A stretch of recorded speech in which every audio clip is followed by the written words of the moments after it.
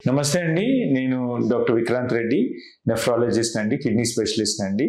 So, ఇప్పుడు summer season కాబట్టి సమ్మర్‌లో మనం తీసుకోవాల్సిన జాగ్రత్తలు చూద్దాం. ఎందుకంటే సమ్మర్‌లో డీహైడ్రేషన్ అవుతుంది.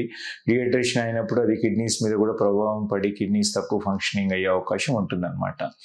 సో, యూజువల్‌గా సమ్మర్ సీజన్‌లో మేము ఎక్కువగా స్టోన్ డిసీజెస్ ఎక్కువగా చూస్తుంటున్నాం. Stone formation especially calcium stones కానీ, యూరిక్ యాసిడ్ స్టోన్స్ కానీ వచ్చే అవకాశాలు ఎక్కువగా ఉంటాయన్నమాట.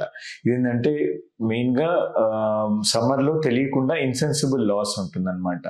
అంటే ఆల్మోస్ట్ రోజువారీ మనము 3 లీటర్స్ వరకు వాటర్ తీసుకోవాలి. సమ్మర్‌లో ఏమవుతుందంటే ఇన్సెన్సిబుల్ లాస్ ఉండడం వల్ల మనకు తెలీదు, మనం బాగానే తీసుకుంటున్నాం అనుకుంటాం. ఆల్మోస్ట్ లీటర్ వరకు ఇన్సెన్సిబుల్ లాస్ ఉంటుంది. సో, దానికి బట్టి మనం అట్లీస్ట్ 4 లీటర్స్ అన్న వాటర్ తీసుకోవాలి.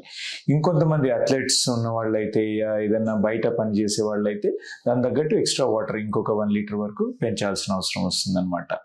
సో, డీహైడ్రేషన్ ఉండడం వల్ల ఏమవుతుందంటే కిడ్నీకి వాటర్ సప్లై అనేది తక్కువ వెళ్ళి కిడ్నీ ఫెయిల్యూర్కి దారితీసే అవకాశం ఉంటుంది.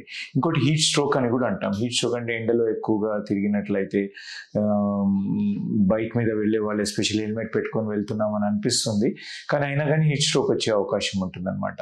అలాంటప్పుడు యూరిన్ మంటగా రావడము, యూరిన్ రెడ్గా రావడము, ఆర్ మజిల్ పెయిన్స్ రావడము, ఇవన్నీ వాటి యొక్క లక్షణాలు.